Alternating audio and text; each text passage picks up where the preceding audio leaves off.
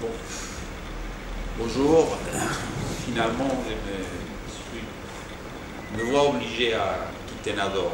C'est quelque chose que je fais avec beaucoup de regrets. Parce que j'ai passé une année ici parmi vous. Et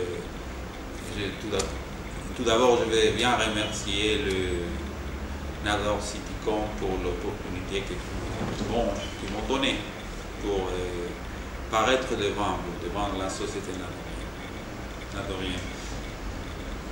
Beaucoup de choses me viennent à l'esprit, beaucoup de choses.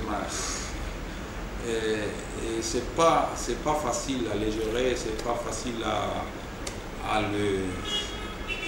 traiter à essayer de vous le transmettre d'une manière avec une certaine structure. Mais il est vrai que c'est ce que j'ai essayé de faire. Je ne sais pas si je suis parvenu à le faire, si c'est arrivé finalement à le faire, mais c'est ce que j'ai essayé de faire. C'est tout d'abord, on dit c'est un lieu commun que les relations entre l'Espagne et le Maroc sont formidables. Et il est vrai, et c'est ce que j'ai essayé de faire avec ces toiles de fond, c'est-à-dire de le traduire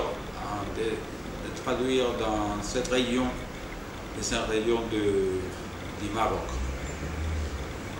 Le deuxième axe que j'ai essayé dans ma gestion ici en Nador, c'était celui d'essayer de rapprocher les consulats des citoyens espagnols et marocains. Au bout des comptes, un consulat général n'est qu'un bureau, une structure administrative qui essaie de donner des services, de prêter des services aux citoyens de deux pays. Dans ce cas-là, je pense qu'en principe, on a essayé que ces services qui sont prêtés par le consulat soient bien perçus, soient bien reçus par le demandeur pour ceux qui vont déposer des dossiers auprès du consulat.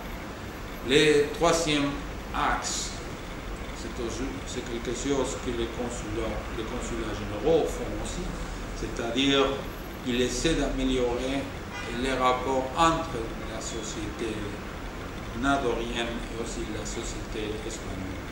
Dans ce cas-là, je crois que la presse joue un rôle très intéressant, très important. C'est pour cela que j'ai toujours resté à l'écoute des suggestions, des propositions qui ont fait les représentants de la presse. J'ai entretenu de très bons rapports, j'ai écouté ces suggestions.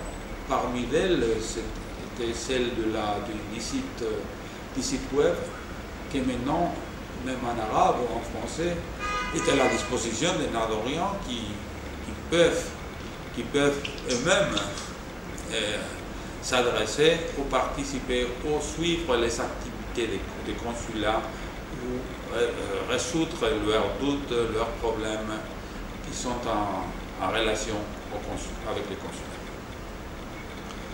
À Nador, la première impression que j'ai eue lorsque je suis arrivé à Nador était celle d'une ville avec un potentiel très important. La situation de Nador, c'est-à-dire là où cette ville se trouve, disons, entre la mer Chika et la Méditerranée, ça donne, disons, un emplacement qui est justement unique dans le monde.